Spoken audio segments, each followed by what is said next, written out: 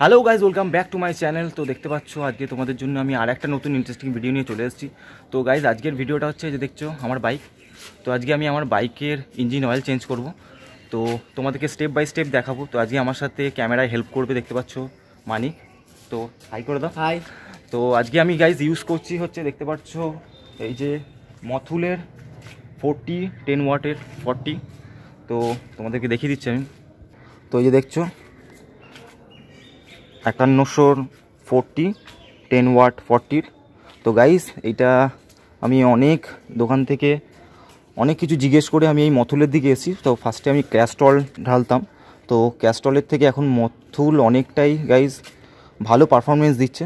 তো গাইস এটা মিনিমাম তোমাদের অ্যাপ্রক্স 4000 কিলোমিটারের ওপর দিয়ে দেবে।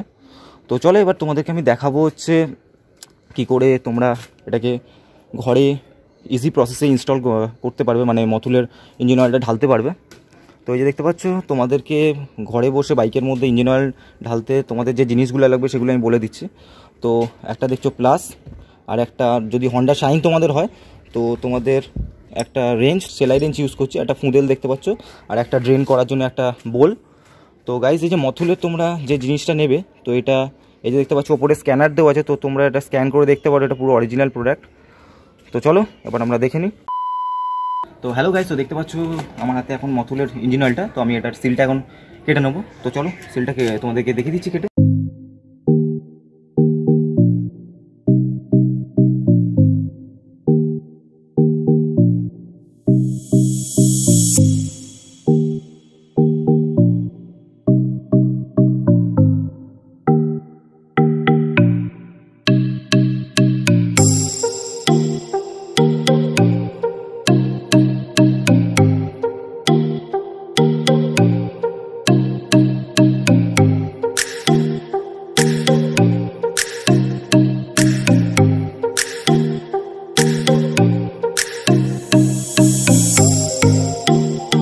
তো হ্যালো গাইস, তো দেখতে পাচ্ছ আমি সিলটা ওপেন করে নিয়েছি।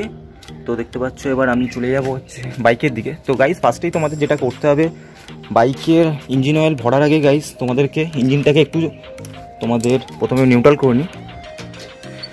বাইকে প্রথমে ইঞ্জিন অয়েল ভরার আগে তোমাদেরকে একটু স্টার্ট করে 5 মিনিটের জন্য ইঞ্জিনটাকে একটু গরম করে নিতে হবে, কারণ একটু ইঞ্জিনটাকে গরম না করে তোমরা ইঞ্জিন অয়েল ভরবে না।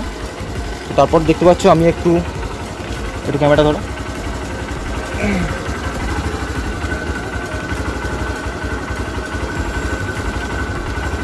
তো দেখতে পাচ্ছ আমি নিউট্রালে আছে। তো নিউট্রাল থেকে আমি প্রথমে সেকেন্ড গিয়ার দিয়ে নেবো। সেকেন্ড গিয়ার দিয়ে একটু গাড়িটাকে একটু এক্সিলারেট করে নেবো। তো দেখতে পাচ্ছ। তো গাইজ এটা করলে কি হবে, তোমাদের যা ভেতরের মধ্যে ইঞ্জিনের মধ্যে যা অয়েল জমেছিল সব ক্লিয়ার হয়ে বেরোবে তোমাদের। তো চলো এবার আমি তলার ড্রেন করব।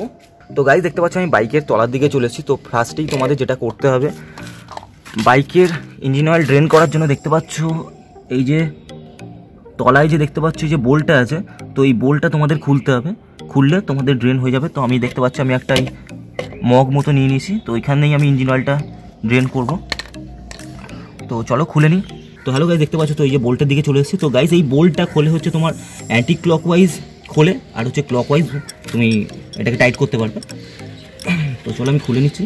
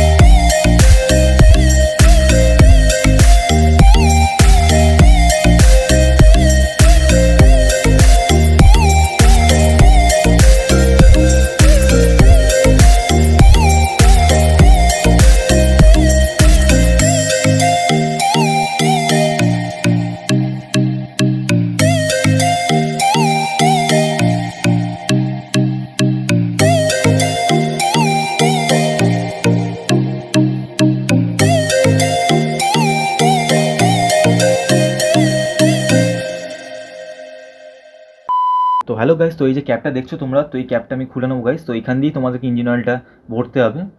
তো তোমরা ভিডিওটাকে গাইস শেষ পর্যন্ত দেখো, নাহলে গাইস তোমরা বুঝতে পারবে না। তো দেখছো আমি ক্যাপটা খুলে নিয়েছি। তো ক্যাপটা খোলার পর গাইস আমি ইঞ্জিন অয়েলের দেখতে পাচ্ছ যেখান থেকে আমি ক্যাপটা খুললাম, তো সেখানেই তোমাদেরকে এই যে দেখতে পাচ্ছ এরমভাবে এই ফুঁদেলটাকে তোমাদেরকে আটকাতে হবে। তো ফুঁদেলের সাথে আমি দেখছো একটা কালো কালারের একটা পাইপ টাইপের অ্যাড করেছি যাতে ভরতে সুবিধা হয়। তো এবার তোমাদেরকে আস্তে আস্তে দেখতে পাচ্ছ আমি অ্যাডজাস্ট করে নিচ্ছি যাতে তোমরা আস্তে করে মানে যে ঠিকঠাকভাবে ভরতে পারো। তো এবার আস্তে আস্তে তোমাদেরকে ভরতে হবে, একবারে ঢেলে দেবে না, একদম অল্প অল্প করে তোমাদেরকে ঢালতে হবে, তবেই জিনিসটা ভালোভাবে ভেতরে যাবে। তো চলো আমি আস্তে আস্তে ঢেলে নিচ্ছি।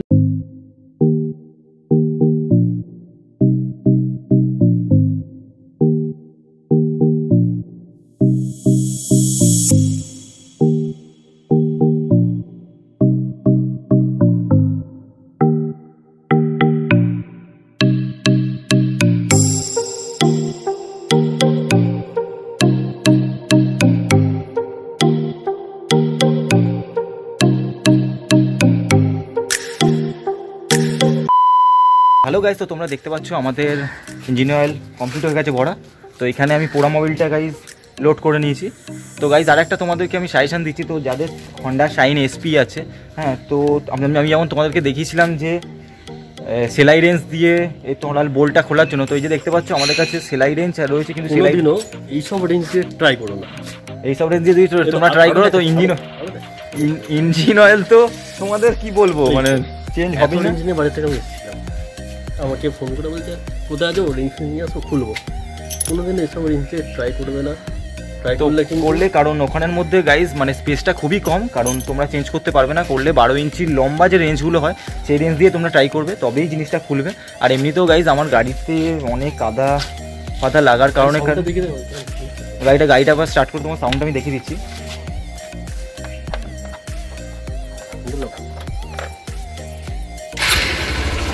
তো গাইজ শুনতে পাচ্ছ, আমি তোমাদের এক্সস্ট সাউন্ডটা শুনিয়ে দিচ্ছি।